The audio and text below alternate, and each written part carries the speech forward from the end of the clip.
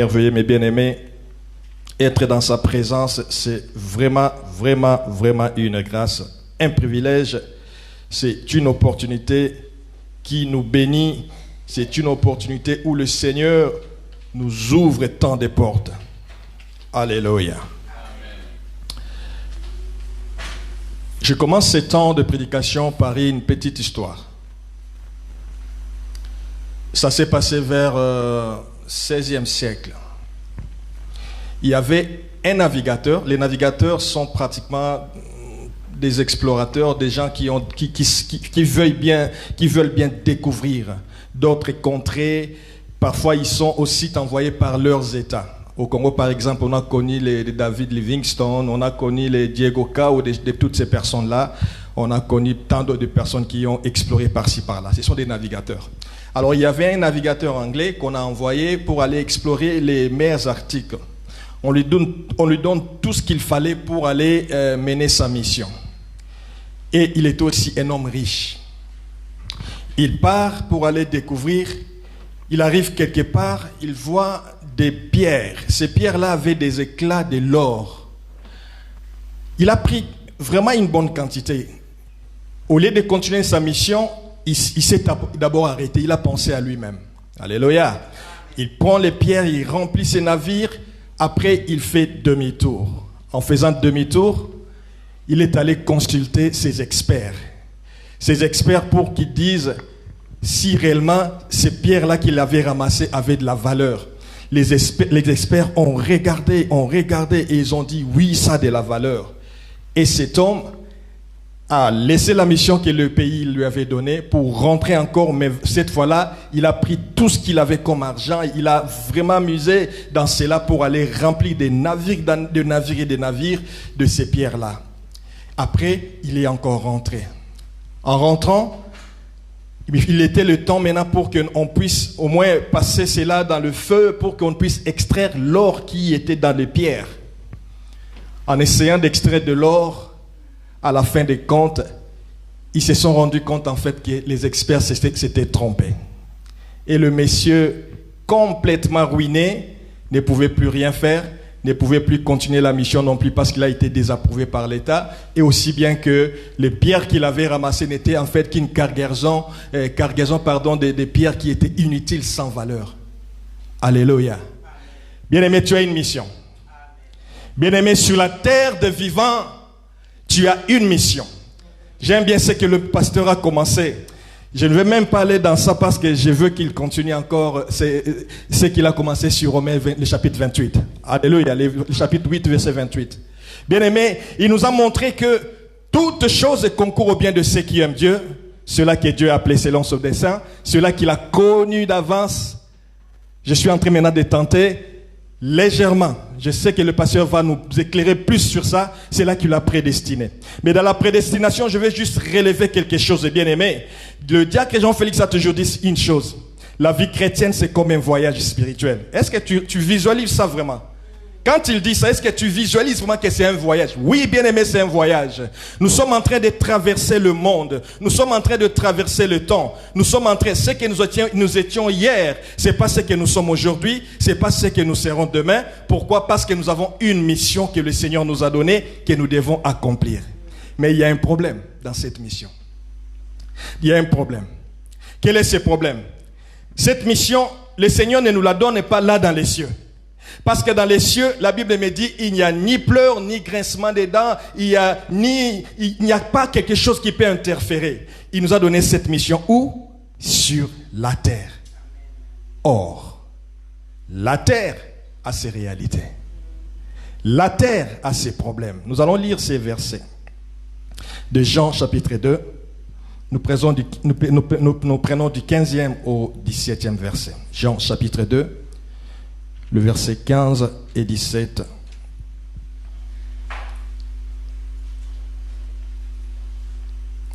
Nous lisons au nom de Jésus, n'aimez pas le monde ni ce qui est dans le monde. Si quelqu'un aime le monde, l'amour de Dieu, l'amour du Père, n'est pas en lui. Car tout ce qui est dans le monde, la convoitise de la chair, la convoitise des yeux et l'orgueil de la vie, ne vient pas du Père, mais vient du monde. Et le monde et sa convoitise aussi, mais celui qui fait la volonté de Dieu demeure éternellement. Et le monde et sa convoitise passent. Alléluia. Amen. Je suis en train de dire que le Seigneur nous a envoyés maintenant dans ce monde-là, où nous devons accomplir une mission. Quand on nous dit que le Seigneur nous a prédestinés, oui, la prédestination, la finale de la prédestination, c'est arriver dans son royaume, vivre avec lui, vivre à ses côtés, œuvrer à ses côtés pour le louer éternellement, pour le bénir éternellement. Alléluia. Ça, c'est la finalité. Mais pendant ce temps, tu commences par être connu dans le ventre de la maman. Avant que tu ne sois connu dans le ventre de ta mère, le Seigneur t'a déjà connu. Avant que tu ne sois formé, le Seigneur t'a déjà connu. Pour dire que tu devais naître. Alléluia. Tu devais naître où? Dans les cieux? Non. Au monde. Je suis en train de dire, bien aimé, il y a beaucoup de personnes qui sont ruinées aujourd'hui dans le monde, qui ne sont pas arrivées à leur destination parce qu'ils n'ont pas eu, en fait, le regard vers qui les a appelés, qui les a prédestinés. Est-ce qu'ils avaient une mission? Beaucoup de gens dans ce monde vivent sans comprendre qu'en fait, venir dans ce monde, on ne vient pas pour venir. Il y a une mission pour tout un chacun de nous. Alléluia. Tu ne peux pas être peut-être un prédicateur de la parole. Je ne peux pas peut-être être ministre. Je ne peux pas peut-être être ceci ou cela. Mais je sais que Dieu m'a prédestiné à quelque chose. Et c'est quelque chose-là, ça peut être quelque chose, toi tu peux définir, mais ce n'est pas à toi de la définir. C'est Dieu qui l'a défini pour toi. Mais très souvent, nous faillissons à notre mission de l'appel du Seigneur. Pourquoi? Parce que sur notre parcours, il y a tellement de choses dans ce monde rempli de choses. Ce monde où nous vivons, il y a tellement de situations. La beauté du monde. Vous savez, quand la Bible parle du monde, très souvent, on parle du monde dans un sens qui n'est pas physique. C'est vrai, le monde, c'est ce qui est visible, c'est ce que nous voyons. C'est que nous pouvons voir que voilà, le Seigneur a créé un monde qui est visible, c'est-à-dire nous voyons les arbres, nous voyons les montagnes, nous voyons tout ça, c'est l'univers. On peut parler du monde comme l'univers, c'est bien. Même le Seigneur en parle dans la Bible, le monde comme l'univers. Mais très souvent, le langage utilisé par la Bible lorsqu'il décrit le monde, c'est en fait ce système de pensée où les hommes pensent à l'encontre de la volonté du Seigneur. Là où les hommes se rassemblent pour dire que nous voulons faire des choses telles que nous ne voulons pas telles que Dieu veut. C'est ça le monde. Nous voulons faire des choses telles que le Seigneur ne nous montre pas, mais telles que nous voulons déterminer chaque chose, chaque élément, chaque situation. Un système de pensée qui marche à l'encontre de la volonté de Dieu, à l'encontre de la divinité de notre Seigneur. Très souvent, le monde qui est déterminé là, c'est ce monde-là. Mais certes, dans ce monde qui est univers, ce monde qui est physique et que nous pouvons voir, qu'est-ce que nous pouvons voir? Il y a tellement de choses, mes bien-aimés. Il y a tellement de situations qui interfèrent dans notre parcours. Il y a tellement de situations où tu marches, tu te dis, je suis chrétien, je suis en train de foncer au-devant d'un appel donné, je suis en train de foncer au-devant d'une vocation donnée, mais qu'est-ce qui se passe autour de nous? Il y a des choses, bien-aimés, autour de nous. Et ces choses-là font facilement que les gens perdent en fait le focus. Le point, au lieu d'être focus, les gens perdent ce focus-là. Ils commencent à regarder à côté, au lieu de regarder tout droit au-devant de ce qu'on a comme vocation, au-devant de ce qu'on a comme appel dans sa vie. Alléluia. Amen. Essaye de regarder un point. Qu'est-ce que je peux mettre comme un point? Tout le monde est en train de regarder ici, n'est-ce pas? Si je fais ça, je demande à tout le monde de regarder. Vous allez voir que tu peux bien fixer ton regard sur ma paume de main, mais juste travaille ta subconscience. Est-ce que là, tu vois aussi autre chose à côté? Oui, maman, tu peux voir. Tu peux voir des choses, mais qui seront floues en fait. Quand je fais comme ça, je fais un focus sur quelque chose que je suis en train de regarder, mon attention est là. Mais il y a aussi une autre vision juste à côté, mais qui n'est pas claire, qui est floue, en fait, sur mon champ d'action.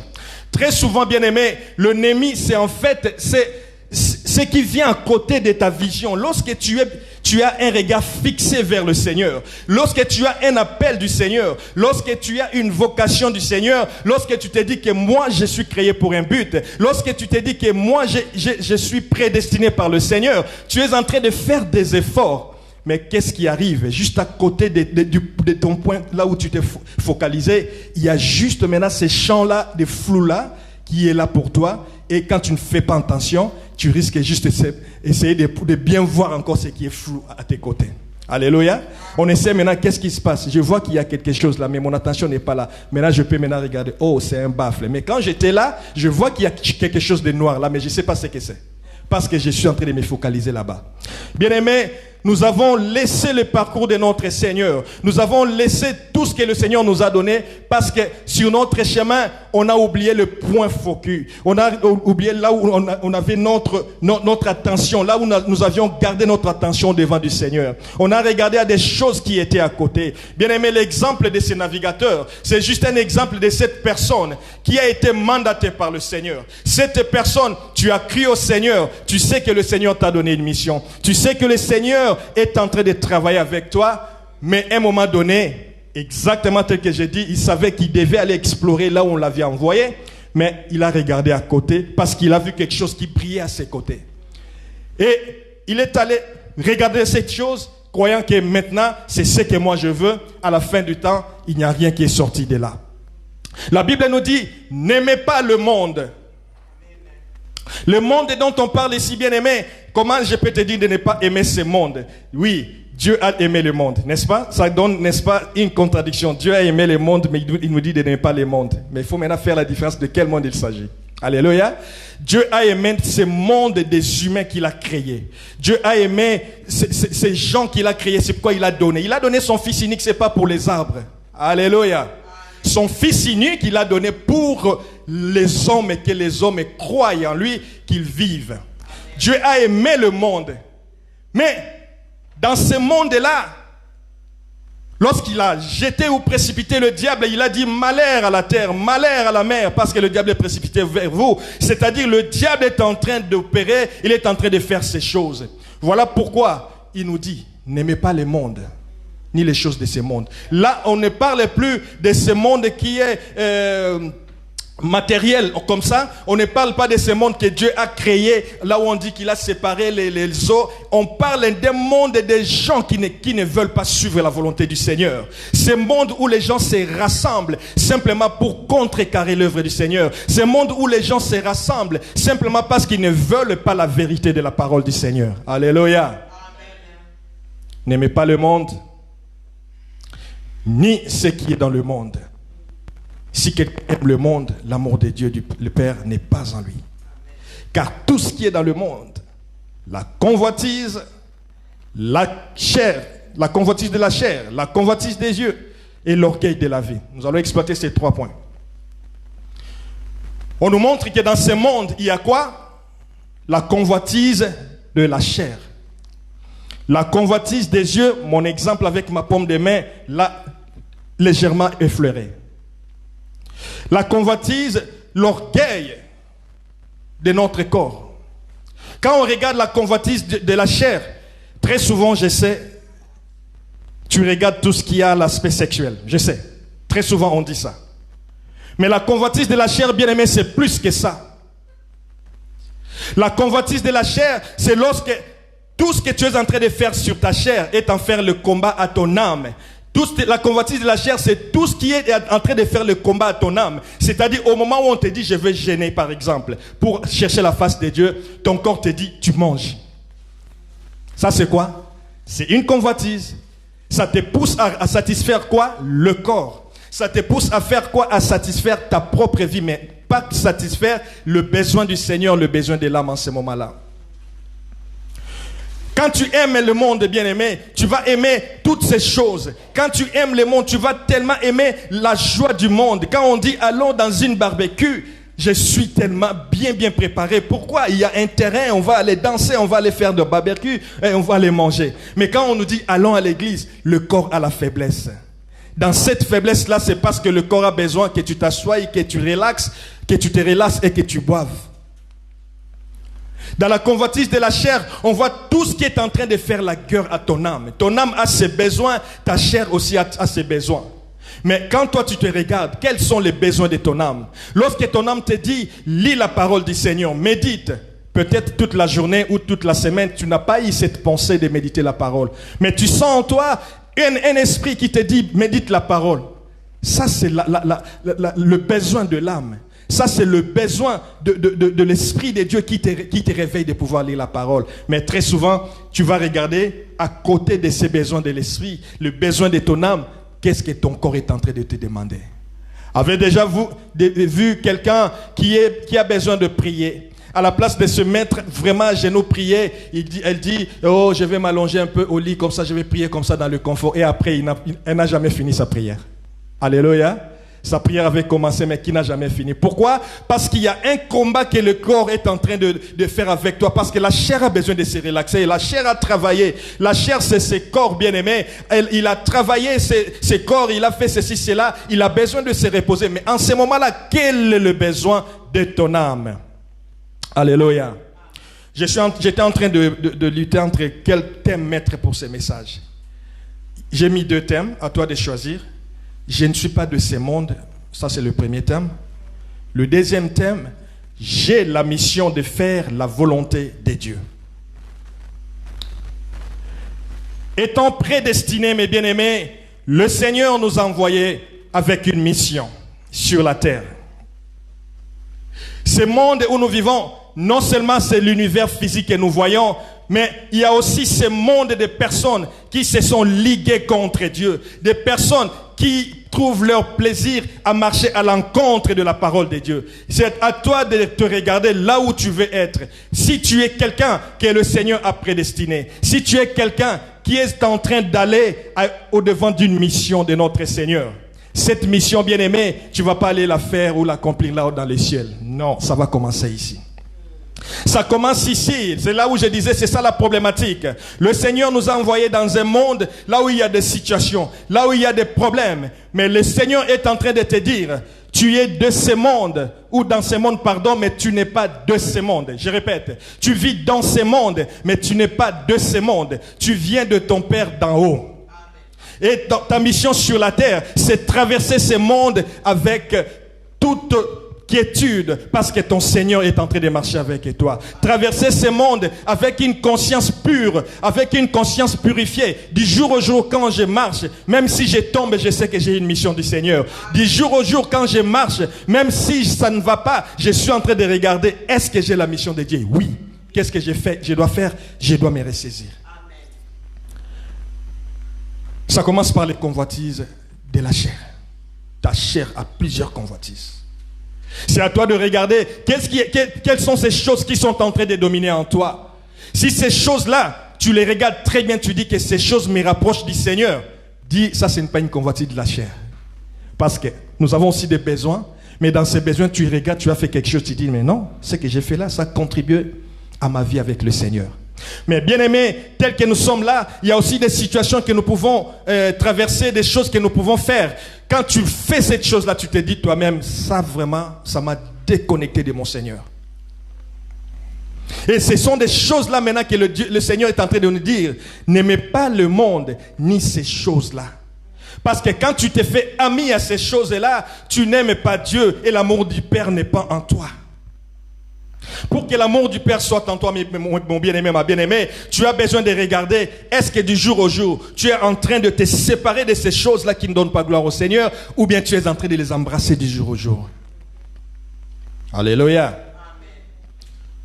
Nous sommes aujourd'hui le 25 ou 6 Le 25 Le 5 septembre, merci.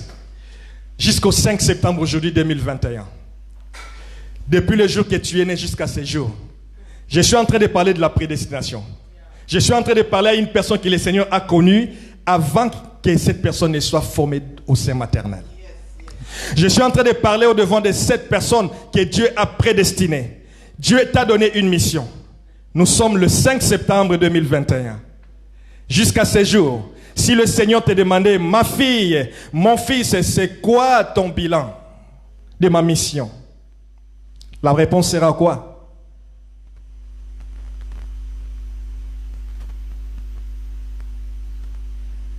Mon fils, c'est quoi ton bilan depuis que tu es né? Ma fille, c'est quoi ton bilan depuis que tu es né? Nous sommes le 5 septembre, bien-aimé, 2021. Depuis que tu es né, tu as 10 ans, 15, 20, 35 ans, 40, 50, 70 ans, 80 ans. Bien-aimé, c'est quoi le bilan? La vie terrestre, bien-aimé, a été limitée. Les gens des temps de l'ancien vivaient 500 ans, 600 ans, 800 ans, je ne sais quoi. Dieu a déjà réduit ces temps-là, bien-aimé. Rachète les temps, bien-aimé du Seigneur.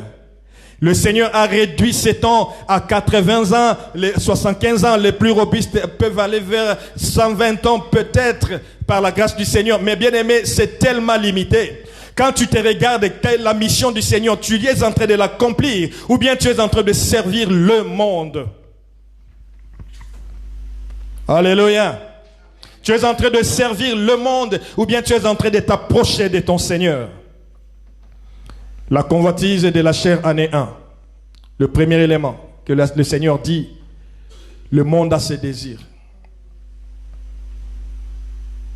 Tout ce qui est dans le monde, la convoitise de la chair. La convoitise des yeux, bien aimé. La convoitise des yeux, c'est souvent quoi? C'est toi qui regardes quelque chose. Quelque chose, et très souvent, cette chose-là ne t'appartient pas. Et très souvent, cette chose-là, elle est aussi interdite.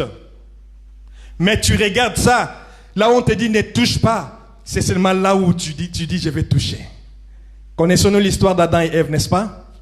On leur a donné tout dans les jardins, bien-aimés. La convoitise des yeux, c'est là où tu t'approches, on te dit ne touche pas, mais ton cœur est en train de bouillonner. Tu sais le bien que tu dois faire, tu sais le mal que tu dois haïr, tu sais ce que tu dois abandonner, mais là où le Seigneur te dit ne touche pas, c'est là où ton cœur est toujours séduit du jour au jour. Du jour au jour, tu te rapproches du péché. Du jour au jour, tu te rapproches de cette chose qui est interdite. Et très souvent, cette chose ne t'appartient pas. Et très souvent aussi, cette chose, elle est interdite. C'est ça la convoitise des yeux.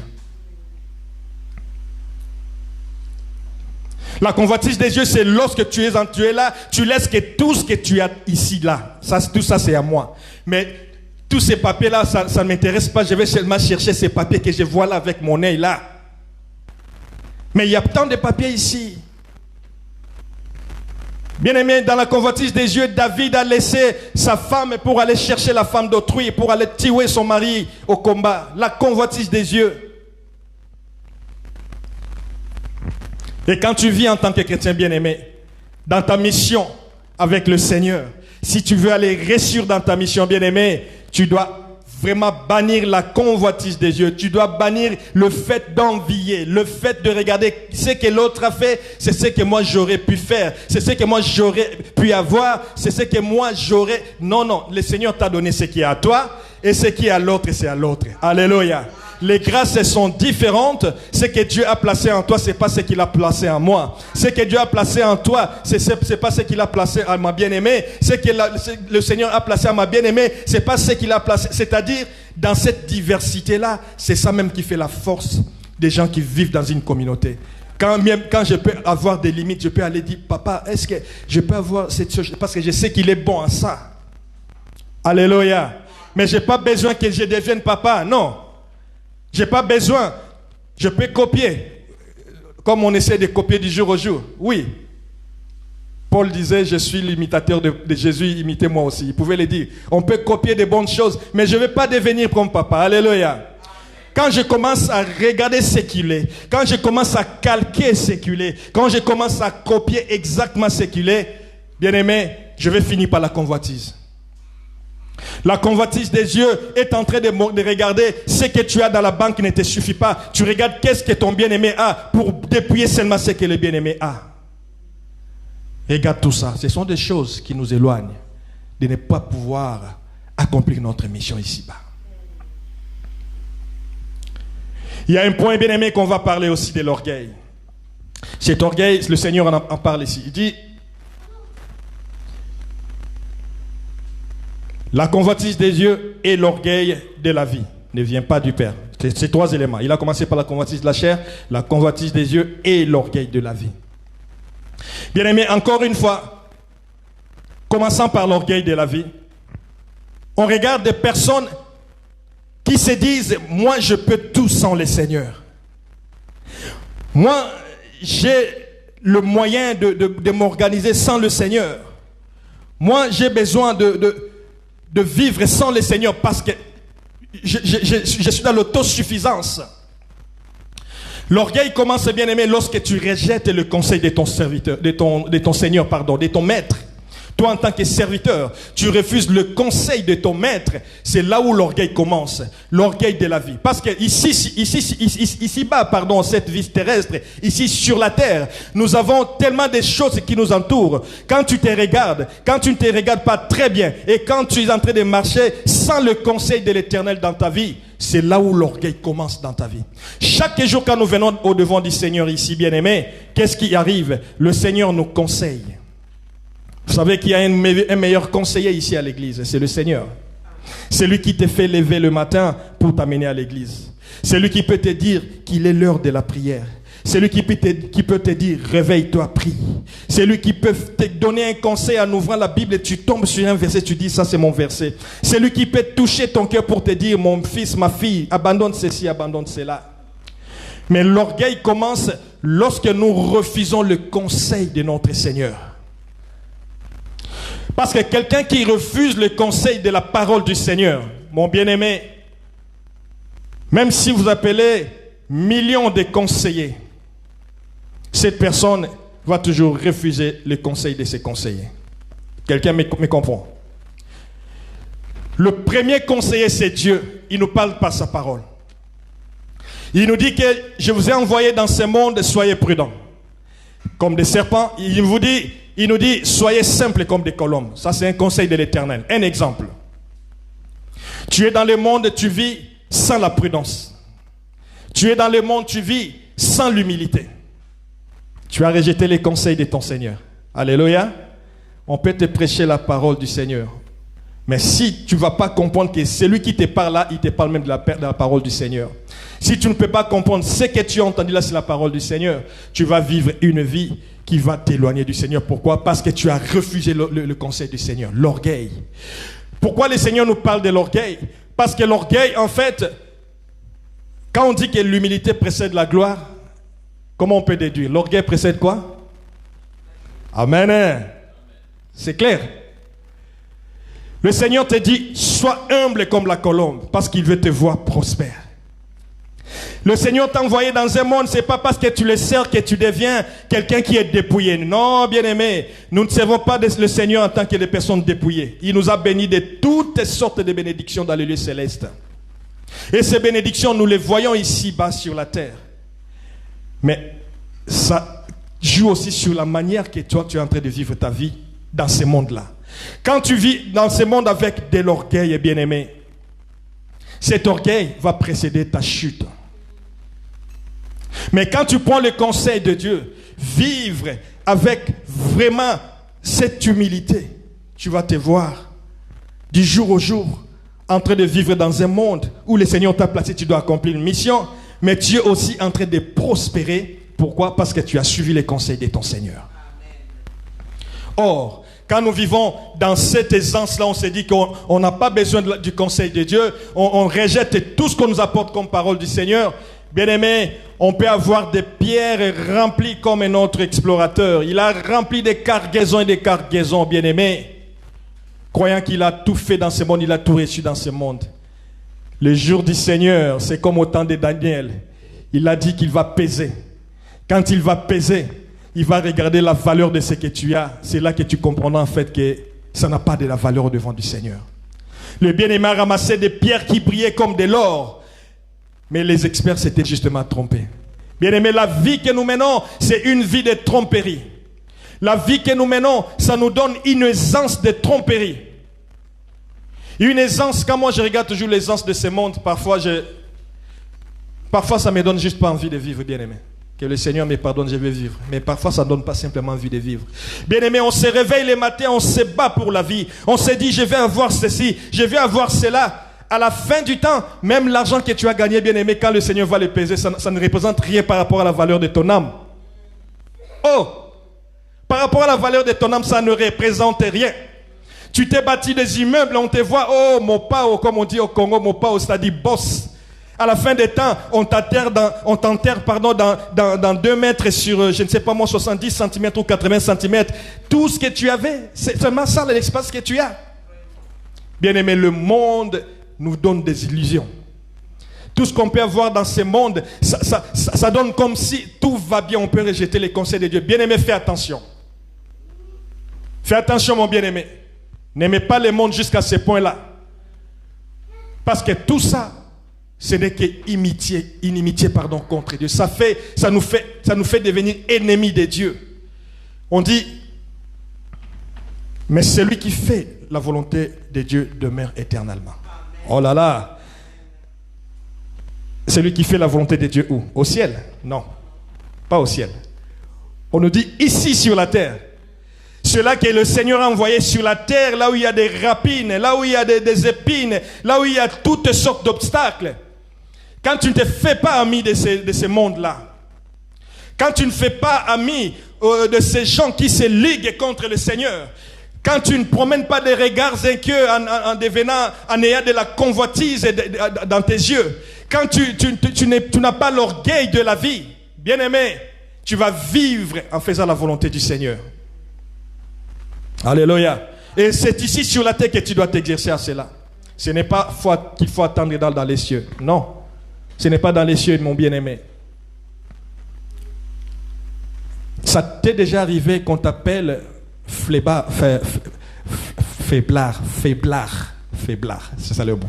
Ça t'est déjà arrivé qu'on t'appelle un mou, un flébard, je ne sais plus comment prononcer ces mots.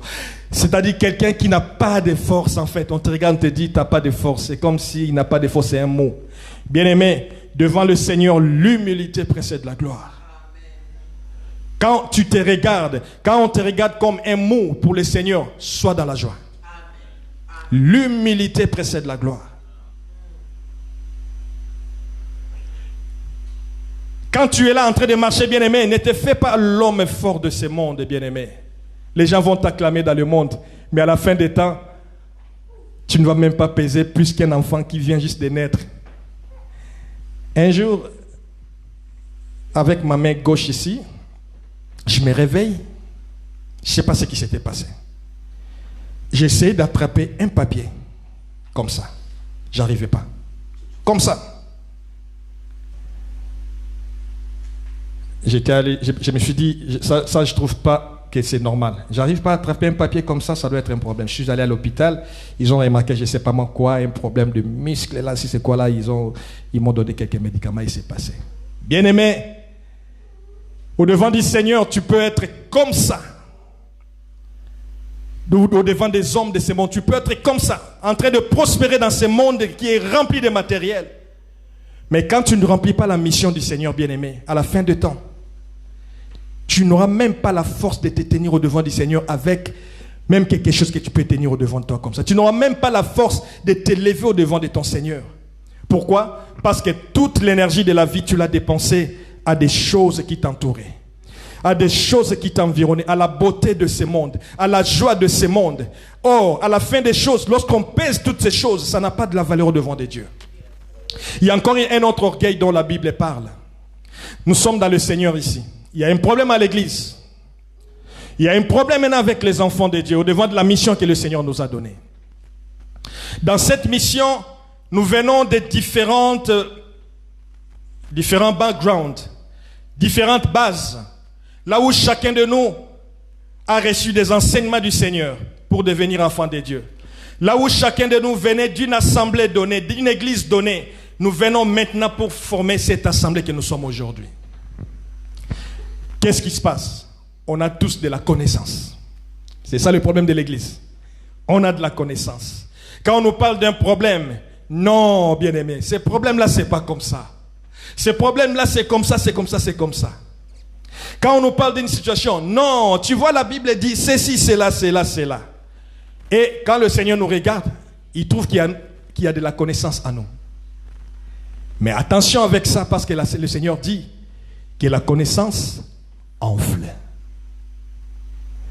La connaissance donne de l'orgueil. C'est ce que le Seigneur veut encore nous reprocher en tant qu'Église. La connaissance donne de l'orgueil. Quand nous avons connu, faisons attention avec notre connaissance. Parce que là, on est en train de parler de l'orgueil qui est aussi un élément dans ce monde qui va t'amener à ne pas faire la volonté du Seigneur, à ne pas accomplir ce pourquoi le Seigneur t'avait appelé. Alléluia. De l'orgueil là, pour certains, c'est l'orgueil de ce qu'ils ont amassé ici sans Dieu. Pour les autres, il n'a pas amassé cela sans Dieu, il est dans le Seigneur. Mais il est en train d'être désapprouvé. Pourquoi? Parce que dans son orgueil, dans ce qu'il a appris du Seigneur, la connaissance commence à lui faire quoi? Enfler. Il commence à gonfler. Il commence à devenir une personne vraiment orgueilleuse au devant du Seigneur. Ça aussi, c'est quelque chose que les enfants de Dieu doivent regarder. Alléluia. Nous sommes appelés selon le dessein du Seigneur bien-aimé. Nous sommes appelés selon la prédestination de notre Dieu. Notre Seigneur a besoin de nous voir aller de l'avant pour aller accomplir sa mission. Notre Seigneur nous a placés dans ce monde. Et ce n'est pas dans le ciel, mais c'est ici sur la terre. Mais tu dois veiller à ces choses, bien-aimé, pour que ta mission puisse être remplie. Pour que tu arrives réellement à laisser les accessoires. Dans la vie, bien-aimé, il y a des choses qui sont des accessoires. Dans la vie, bien-aimé, tu vas faire des rencontres. J'ai parlé de personnes qui se rencontrent, pas pour devenir meilleures, mais pour devenir mauvaises. Des personnes qui se font amies, pas pour s'entraider, pour aller de l'avant avec le Seigneur, mais des personnes qui forment juste, voilà, un groupe, ou bien, comment je peux dire, une relation humaine qui ne t'amène pas auprès du Seigneur. Tu es avec une personne, tu as rencontré cette personne dans le monde, tu es venu seul dans ce monde, tu as rencontré des amis, tu as rencontré des connaissances, mais veille à tout cela, bien-aimé, parce que si tu ne veilles pas, toutes ces personnes peuvent contribuer en fait à te faire manquer le but pour lequel tu as été créé, à te faire manquer de la prédestination de ta vie. Parce que notre bien-aimé de notre petite histoire, c'est une histoire vraie en plus. Son problème c'est quoi? Il est allé se confier auprès des experts pour qu'ils regardent les pierres qu'il avait ramassées. Bien-aimé, les experts s'étaient trompés. Combien de fois les bien-aimés avec qui tu vis sont en train de se tromper sur un conseil donné? Qu'est-ce qui se passe? Oh non, on me dit qu'à l'église, il y a eu cela. Tu sais quoi, cette église-là, il ne faut plus y aller. Bien-aimé, un ami comme ça, il faut le fuir. Il est contre ta prédestination. Un ami comme ça, il est en train de t'éloigner de la prédestination de Dieu. Parce qu'il pense que dans son orgueil, que tu peux vivre la vie sans le Seigneur et être prospère, ou bien vivre, ou bien remplir ta mission. Bien-aimé, tu peux être prospère dans le monde, mais pas selon le Seigneur. Le monde est en train tellement de nous séduire, bien-aimé. Notre accent sur notre message, que tu puisses déceler les choses de ce monde, qui t'empêchent en fait à vivre ta prédestination. Parce que la prédestination, tu ne la vivras pas dans les cieux, c'est ici sur la terre. Qu'est-ce qui arrive? Les gens dans le monde sont en train de vivre leur vie. Les parents commencent à faire des programmes pour nous. Mon enfant, il va faire ceci, il va faire cela. Quand l'enfant devient un âge adulte, il prend la responsabilité. Mes enfants, moi, ils vont faire ceci, ils vont faire cela. Vous savez, l'homme veut tout programmer comme s'il est le maître de sa vie. C'est ça le problème avec l'homme.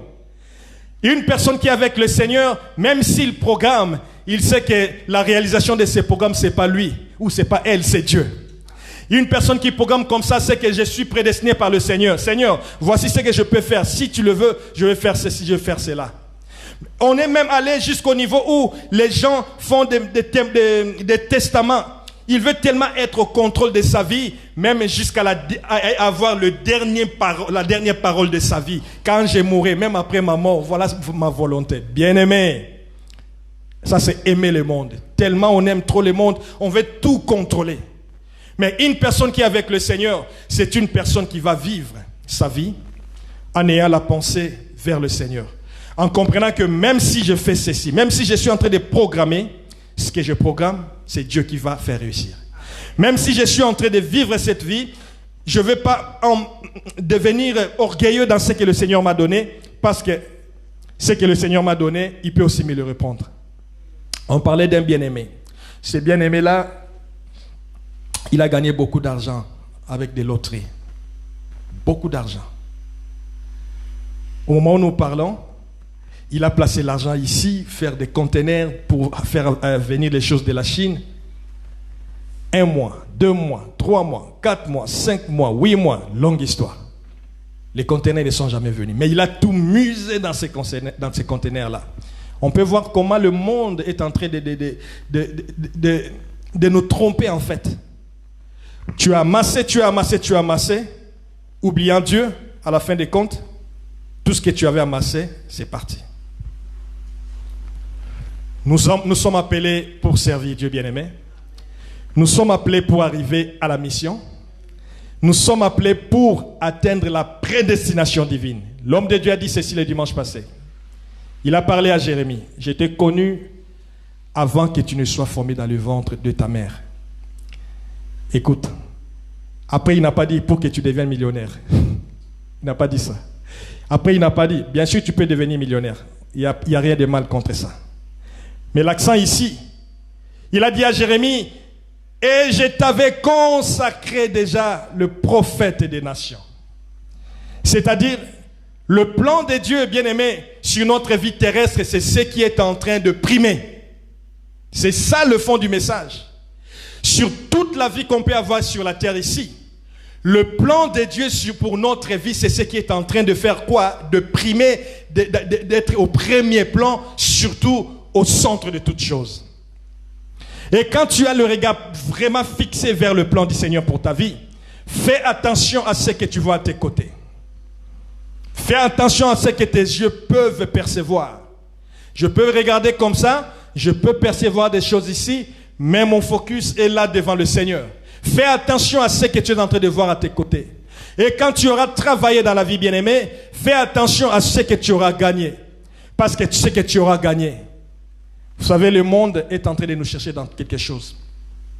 Ce que nous sommes peut être un problème pour nous dans ce monde.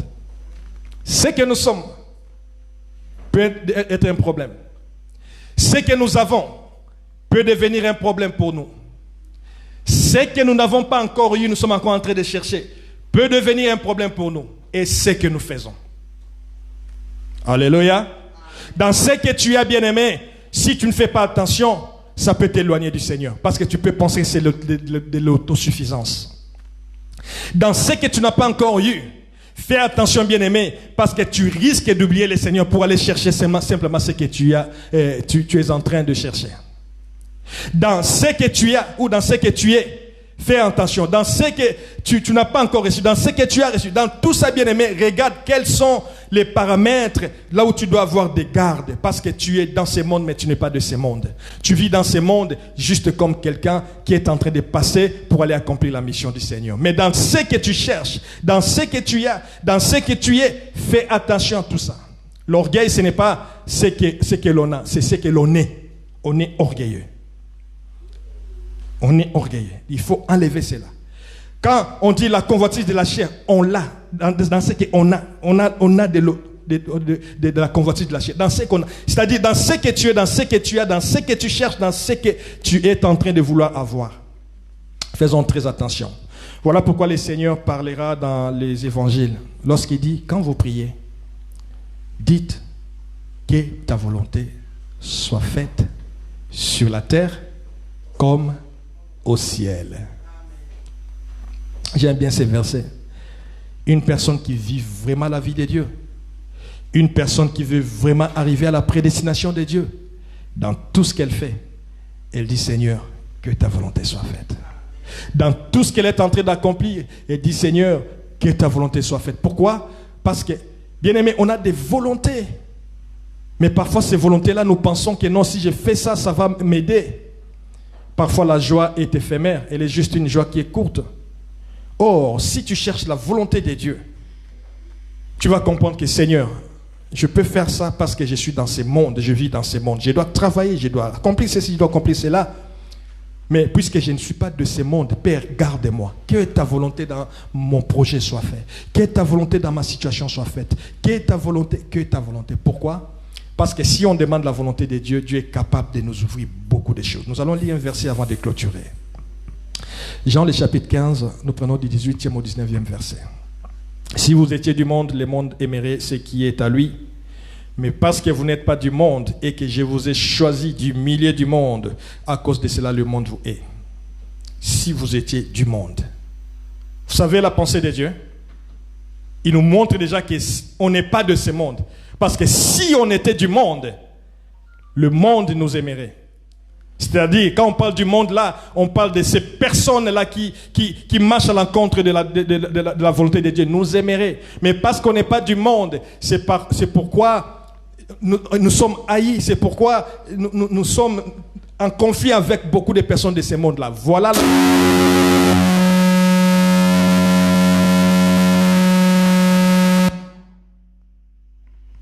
Désolé, avec nos micros, on doit toujours les éteindre après la chanson. Si nous sommes dans le monde, bien-aimés, c'est là que nous allons comprendre qu'il faut faire la volonté de Dieu malgré tout ce qui se passe à nos côtés. Alléluia. Que le Seigneur nous regarde, que le Seigneur nous visite encore, que chacun de nos bien-aimés regarde dans sa mission ici sur la terre. Tu ne vas pas l'accomplir là dans les cieux, mais ici sur la terre. Mais fais attention au-devant des choses qui peuvent te détourner pour ne pas arriver à ta mission, pour ne pas arriver à accomplir la prédestination de Dieu dans ta vie. Tu verras des situations, des choses qui vont venir. Toi-même, tu vas te laisser distraire par les choses qui t'entourent. Toi-même, tu vas te laisser distraire par l'orgueil qui peut monter. Mais quand tu contrôles toutes ces choses, dis-toi, je ne suis pas de ce monde. Je vis dans ce monde là où le Seigneur m'a placé. Je dois vivre la vie ici sur la terre, yes. Mais au-delà de tout ça, que la volonté de notre Seigneur soit faite, que la volonté de mon Dieu soit accomplie, que je marche en connaissance de ce que le Seigneur a prédestiné pour ma vie. Alléluia. Que le Seigneur bénisse sa parole. Nous tournons les regards pour bénir Dieu, pour lui dire qu'il est bon, qu'il est merveilleux. Nous le bénissons, nous prions au nom de notre Seigneur.